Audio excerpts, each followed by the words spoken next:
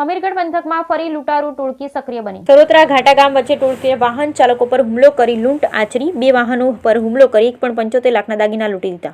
લૂંટારૂ ટોળકીએ યુવકના કાનમાં પહેરેલ સોનાની મરકી ખેંચીને પડાવી લીધી। મરકી ખેંચાતા યુવકનું કાન તૂટી જતા ગંભીર ઇજાગ્રસ્ત પ્રકાશજી ઠાકોરને સારવાર માટે પાલનપુર સરકારી હોસ્પિટલમાં ખસેડાયો। અમીરગઢ પંથકમાં અવારનવાર લૂંટારૂ ટોળકીઓના હુમલાથી વાહન ચાલકોમાં ભયનો માહોલ। લોકસભાની ચૂંટણી લઈ ચુસ્ત સુરક્ષા વ્યવસ્થા હોવા છતાં પણ લૂંટારૂ ટોળકીના ત્રાસથી લોકોમાં ભારે રોષ।